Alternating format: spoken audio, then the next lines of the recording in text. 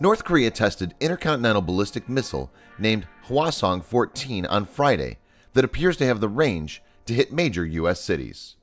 North Korea now has tested this Icbm twice in July, and what is most alarming is the fact that the latest test seems to show that the HWASONG-14 missile can travel even more distance than previously thought. Pyongyang's state-run Korean Central News Agency said on Saturday that the test was designed to show the HWASONG-14's maximum range with a large-sized, heavy nuclear warhead. It added that Washington should regard the launch as a grave warning. In this video, Defense Updates analyzes the latest missile test by North Korea and evaluates its implications. Let's get started. Number 5. A combination of US, South Korean, and Japanese analysis of the launch from Mupyong-ni near North Korea's border with China shows the missile flew about 47 minutes, going 3,700 kilometers, 2,300 miles, high and for a distance of 1,000 kilometers, 621 miles.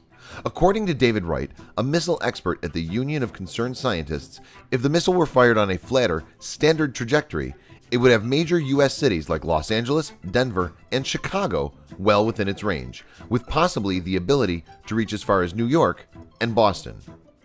Kim Dong-yub, a defense analyst at the Institute for Far Eastern Studies at Kyungnam University in Seoul, said, "Depending on how heavy a warhead it carries, this latest North Korean missile would easily reach the west coast of the United States with a range of 9,000 to 10,000 kilometers or 5,600 to 6,200 miles.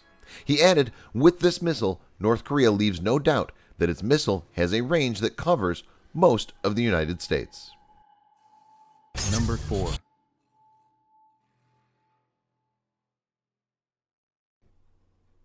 There were indications earlier this week that nuclear-armed North Korea was preparing for another ballistic missile test.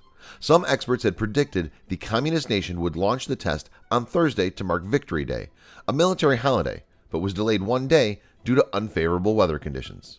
Regardless, the new test represents a setback in efforts to reduce tensions on the Korean peninsula.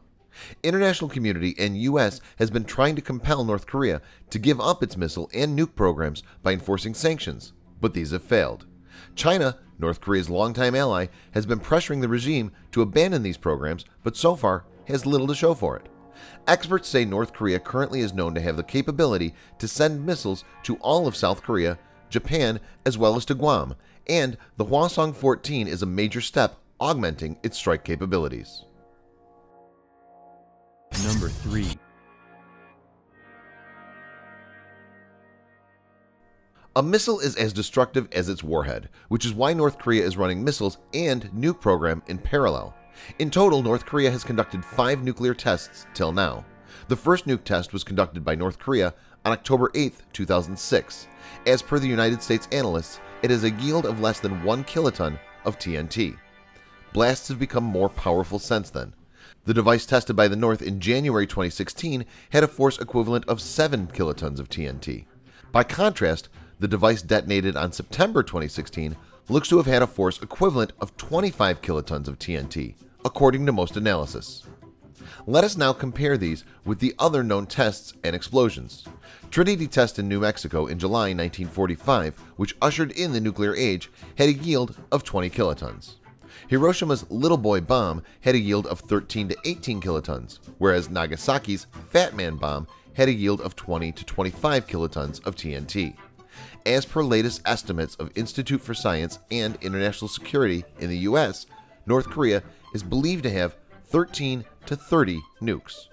So it can be inferred that North Korea currently has a decent nuclear capability in its hand, and looking at increasing its yield of bombs, it can be said that it will have immense destructive power at its disposal in coming days.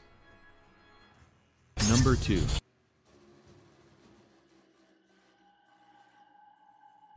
The ultimate goal is to have Icbm with a range to reach whole of US carrying nuclear warhead.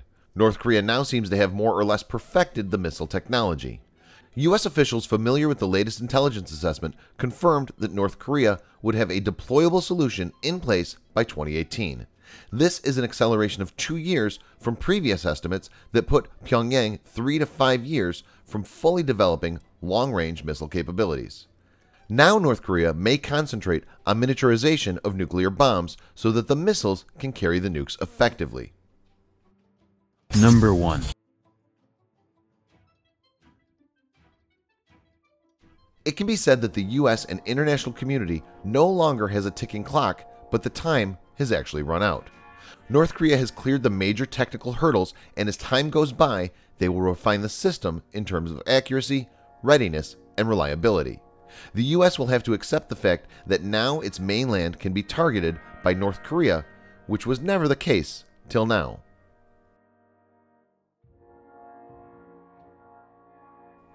North Korean state media was quick to tout the missile tests as a success, with videos and stills showing Kim Jong-un overseeing the launch and celebrating with the troops involved. Kim is quoted as saying, "The whole US mainland is now within North Korea's reach." He called Pyongyang's weapons program a precious asset that cannot be reversed nor replaced, according to Korean Central News Agency. Hours after that call, the US and South Korea military conducted a live-fire exercise as a show of force in response to the missile test. Both militaries conducted a similar show of force after North Korea's first test in early July. South Korea said on Saturday it will proceed with the deployment of 4 additional units of the THAAD anti-missile defense system. As the Trump administration grapples with the situation with no signs of having plans of direct negotiations, there is no reason to expect a quick breakthrough. Thanks for watching. Subscribe for more videos like this. Hit the like button if you find the video interesting, and kindly provide your feedback in the comment section. This will help us improve.